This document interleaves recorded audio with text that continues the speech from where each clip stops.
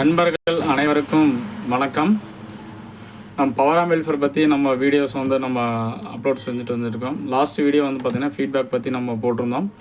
Feedback வந்து positive feedback வந்து நம்ம யூஸ் பண்ணுறோமா, நெகட்டிவ் ஃபீட்பேக் வந்து யூஸ் பண்ணுறோமா அப்படின்னு சொல்லி பார்த்தோம். நெகட்டிவ் ஃபீட்பேக்கில் நம்ம எப்படி வந்து கெயின் அட்ஜஸ்ட் பண்ணலாம், அதை வந்து நம்ம கெயின் வந்து கம்மியாக இருக்குமா அதிகமாக இருக்குமா அப்படிங்கிற விஷயத்தையும் வந்து நம்ம தெரிஞ்சுக்கிட்டோம். ஸோ இப்போது நீங்கள் இந்த பார்த்துட்டு இருக்கக்கூடிய இந்த போர்டில் வந்து நம்ம எப்படி வந்து கெயின் அட்ஜஸ்ட் பண்ணலாம் அப்படிங்கிறது, அது எந்த ரெசிஸ்டர் அப்படின்னு சொல்லிட்டு நம்ம இந்த வீடியோவில் வந்து கடைசியில் நம்ம தெரிஞ்சுக்கலாம். இந்த போர்டு வந்து நம்ம எதுக்காக யூஸ் பண்ணிகிட்ருக்கோம் அப்படின்னு சொல்லி நம்ம தெரிஞ்சுப்போம். இது வந்து ஒரு பவர் ஆம்பிளிஃபையர் போர்டு. இது வந்து எஸ்டிகே மாடியூல் நம்ம வந்து சொல்லுவோம். இந்த எஸ்டிகே மாடியூலில் வந்து பார்த்திங்கன்னா நம்ம 2 டிரான்ஸ்டர் வந்து நம்ம பொதுவாக நம்ம யூஸ் பண்ணுற மாதிரி பார்த்துருப்போம். 5200 1943. ஆனால் வந்து இந்த எஸ்டிகே மாடியூல் போர்டில் வந்து 2 டைப்பில் வருது. ஒன்று 5200 1943 போடுற மாதிரியும் வருது. ஒரு சில போர்டு வந்து பார்த்திங்கன்னா 5200 ரெண்டுக்குமே யூஸ் பண்ணுற மாதிரி வந்து போட்டிருப்பாங்க. இது வந்து பாசிட்டிவ் சைடு இருக்கக்கூடிய 5200, இது நெகட்டிவ் சைடில் இருக்கக்கூடிய ஒரு 5200. இந்த இடத்துக்கு வந்து பார்த்திங்கன்னா நாங்கள் பயாசிங் கான்ஃபிகரேஷனில் மட்டும் இந்த ஜீனர் போட்டுட்டு வந்து பார்த்திங்கன்னா நெகட்டிவ்க்கு இந்த 5200 யூஸ் பண்ணுற மாதிரி யூஸ் பண்ணிக்கிறாங்க. இன்னும் வெவ்வேறு பிராண்டில் வந்து பார்த்திங்கன்னா ஒன்று 5200 ஒன்று 1943 போடுற மாதிரி கான்ஃபிகரேஷன்லையும் யூஸ் பண்ணுறாங்க. மெத்தட் வந்து பார்த்திங்கன்னா ஒவ்வொருத்தரும் ஒவ்வொரு மாதிரி மெத்தடில் வந்து இதில் யூஸ் பண்ணிகிட்ருக்காங்க. நம்ம பவர் ஆம்பிளிஃபையர் டிசைனில் சொன்ன மாதிரி வந்து பயாசிங் கரண்ட் வந்து இதில் வந்து எப்படி ஃபிக்ஸ் பண்ணிக்கிறாங்க அப்படிங்கிறது, இந்த பயாசிங் வோல்டேஜ் எல்லாமே நம்ம செக் பண்ணி பார்க்கலாம். கடைசியில் வந்து பார்த்திங்கன்னா எந்த ஃபீட்பேக் ரெசிஸ்டர் வந்து நம்ம சேஞ்ச் பண்ணால் நம்ம கெயின் வந்து அதிகம் பண்ணிக்க முடியும் அப்படிங்கிற டீட்டெயில்ஸ் வந்து நம்ம தெரிஞ்சுக்கலாம்.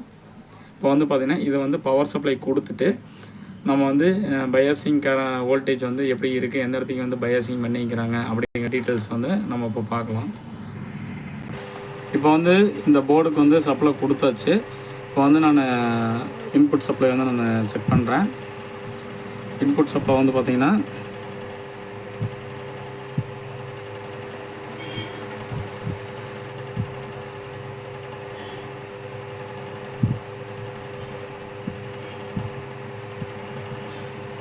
-36 இருக்குது.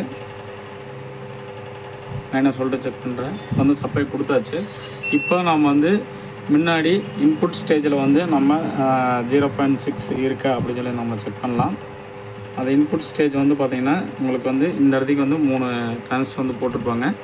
இந்த 3 டிரான்ஸ்டரில் வந்து பார்த்திங்கன்னா இந்த டிரான்ஸ்டர் வந்து எதுக்கு அப்படின்னா இந்த 2 ஜீனர் வேலையை போட்டு அதில் வந்து நம்ம அந்த வோல்டேஜ் ஸ்டெபிளைஸ் பண்ணி இந்த எமிட்டர் 2க்கும் வந்து சப்ளை கொடுத்துருக்காங்க. அதை நம்ம செக் பண்ணுறோம்.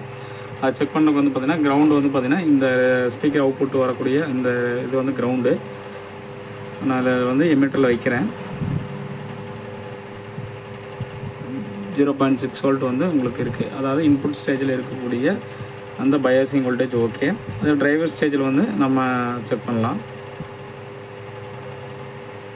டிரைவர் ஸ்டேஜில் வந்து பார்த்திங்கன்னா நம்மளுக்கு 0.3 இருக்குது. அதே நெகட்டிவ் வோல்டேஜ் சைடு வந்து நம்ம செக் பண்ணுறோம்.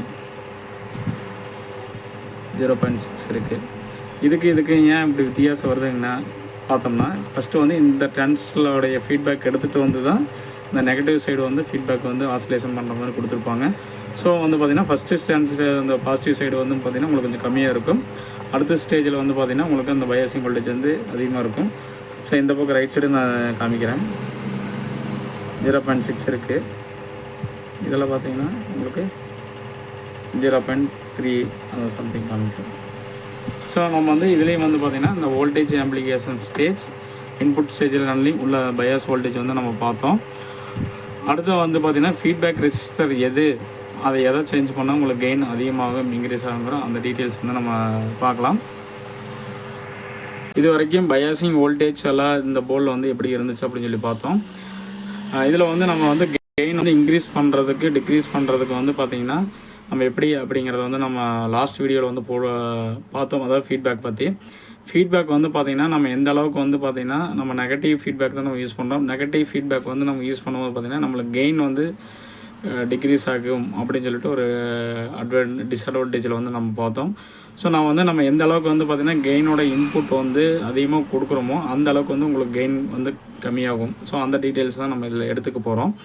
அப்போ வந்து நம்ம கெயின் வந்து நம்ம அதிகமாக இன்புட்டாக வந்து நம்ம கொடுக்கல வந்து நம்மளுக்கு வந்து கெயின் வந்து கம்மியாகுது அப்படிங்கும்போது நம்ம எப்படி கெயின் இன்க்ரீஸ் பண்ணணும் அப்படிங்கும்போது பார்த்திங்கன்னா கம்மியான இன்புட்டும் வந்து நம்ம கொடுக்கணும். அதுக்கு வந்து நம்ம என்ன பண்ணணும், ஃபீட்பேக்கிலிருந்து வரக்கூடிய அந்த ஸ்பீக்கர் அவுட்லேருந்து ஃபீட்பேக்காக வரக்கூடிய ரெஸ்டரை வந்து நாம் அதிகம் பண்ணணும்னா நம்ம கெயின் வந்து அதை அதிகம் பண்ணிக்கலாம்.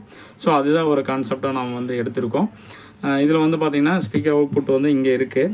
இதோடைய ஸ்பீக்கர் அவுட்புட் வந்து டைரெக்டாக இங்கே வருது. அதில் வந்து பார்த்திங்கன்னா இங்கே போய் இதில் ஃபீட்பேக் வந்து இந்த கொடுத்துருக்காங்க. இந்த ஃபீட்பேக் ரெஜிஸ்டர் வந்து பார்த்திங்கன்னா இங்கே வந்து 56K போட்டிருக்காங்க.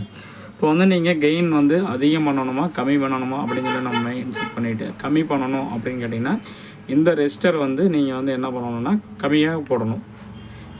எவ்வளோ வந்து நீங்கள் அதிகமான ரெஜிஸ்டர் போடுறீங்களோ அந்த ரெஜிஸ்டர் வந்து உங்களுக்கு கெயின் வந்து இன்க்ரீஸ் பண்ணி கொடுக்கும்.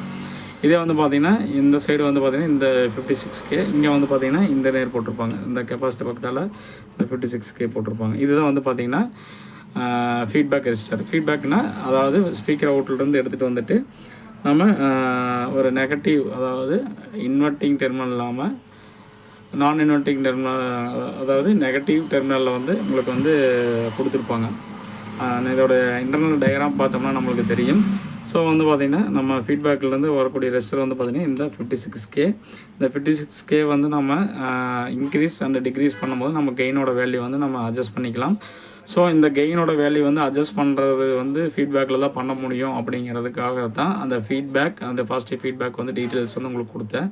ஸோ உங்களுக்கு ஓரளவுக்கு இந்த நாலேஜ் வந்து உங்களுக்கு கிடச்சிருக்கும். ஸோ இந்த வீடியோ வந்து உங்களுக்கு பிடிச்சிருக்கும் நான் நம்புகிறேன். இந்த மாதிரி ஒவ்வொரு போர்டோடைய டீட்டெயில்ஸுமே எப்படி வந்து கெயின் அதிகம் பண்ணுறது இன்க்ரீஸ் பண்ணுறங்கிற டீட்டெயில்ஸ் வந்து ஒவ்வொரு வீடியோவாக நான் உங்களுக்கு போடுறேன். நம்ம சேனலை சப்ஸ்கிரைப் பண்ணிவிட்டு தொடர்ந்து வீடியோ பார்த்துட்டு இருக்கோம் அனைவருக்கும் நன்றி. இந்த மாதிரி வீடியோ வந்து தொடர்ந்து நம்ம சேனல் அப்லோட் தொடர்ந்து நம்ம வீடியோவுக்கு சப்போர்ட் கொடுங்க. இந்த வீடியோ உங்களுக்கு பிடிச்சிருந்ததுன்னா லைக் பண்ணுங்கள், ஷேர் பண்ணுங்கள், தொடர்ந்து நம்ம வீடியோ பாருங்கள். நன்றி, வணக்கம்.